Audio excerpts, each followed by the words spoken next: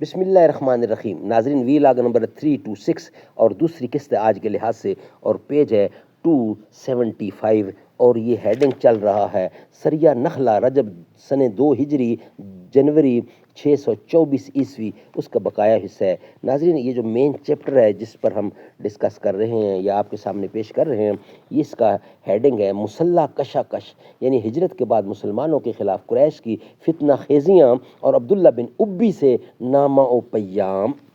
ناظرین، اس کتاب کے رائٹر ہیں مولانا صفی الرحمان مبارک پوری رحمۃ اللہ علیہ، اور اس کتاب کا ہیڈنگ ہے الرحیق المختوم، یعنی سیرت النبی صلی اللہ علیہ وسلم پر دنیا بھر میں اول انعام یافتہ یہ کتاب ہے.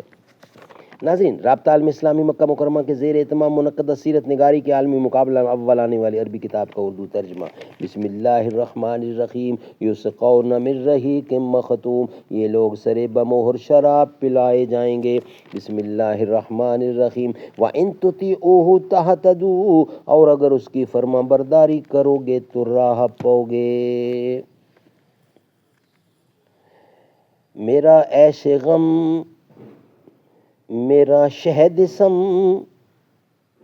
میری بود ہم نفس عدم، تیرا دل حرم گرد عجم، تیرا دین خریدا اے کافری، دم زندگی رم زندگی، غم زندگی سم زندگی، غم رم نہ کر سم غم نہ کھا، کہ یہی یہ شان کلندری.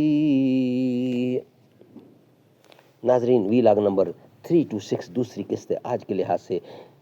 یہ ہیں جنگ بدر سے پہلے کے سریے اور غزوے، ان میں سے کسی میں بھی لوٹ مار اور قتل و غارت گری کی نوبت نہیں آئی جب تک کہ مشرکین نے کرز بن جابر فیری کی قیادت میں ایسا نہیں کیا. اس لیے اس کی ابتدا بھی مشرکین ہی کی جانب سے ہوئی، جبکہ اس سے پہلے بھی وہ طرح طرح کی ستم رانیوں کا ارتکاب کر چکے تھے.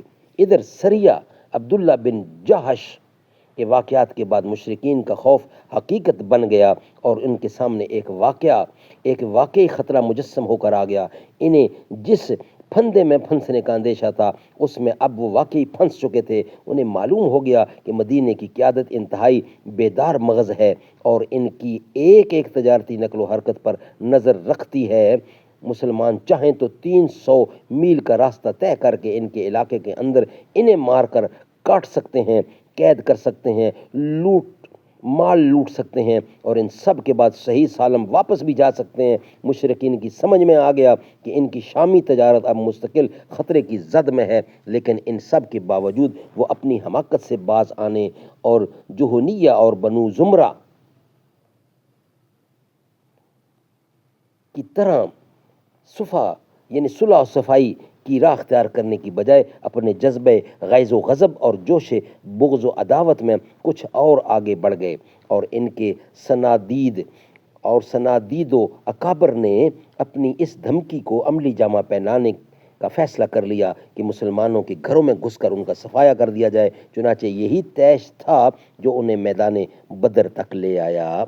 باقی رہے مسلمان تو اللہ تعالیٰ نے حضرت عبداللہ بن جہش رضی اللہ کے سریہ کے بعد شعبان سن 2 ہجری میں ان پر جنگ فرض قرار دی، اور اس سلسلے میں کئی واضح آیات نازل فرمائیں. ارشاد ہوا وَقَاتِلُوا فِي سَبِيلِ اللَّهِ الَّذِينَ يُقَاتِلُونَكُمْ وَلَا تَهْتَدُوا إِنَّ اللَّهَ لَا يُحِبُّ الْمُعْتَدِينَ.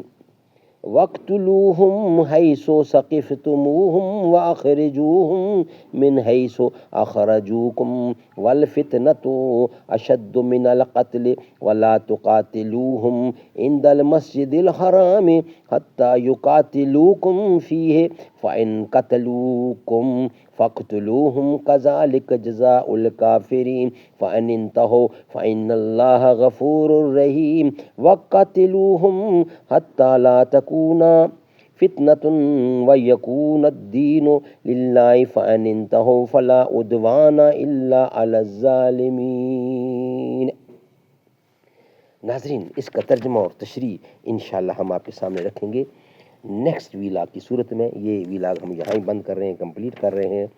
نیکسٹ ویلاگ ہوگا اور اس کا ترجمہ بھی ہم آپ سے رکھیں گے. 327 ویلاگ ہوگا اور تیسری قسط ہوگی، اس میں رکھیں گے اس کا ترجمہ تشریح. وہ کیسا سما ہوگا، کیسی وہ گھڑی ہوگی، جب پہلی نظر ان کے روضے پہ پڑی ہوگی. جب پہلی نظر ان کی روضے پہ پڑی ہوگی. یہ کوچائے جانا ہے، آہستہ قدم رکھنا، ہر جا پہ ملائکہ کی بارات کھڑی ہوگی. کیا سامنے جا کے ہم حال اپنا سنائیں گے، سرکار کا در ہوگا، اشکوں کی جھڑی ہوگی.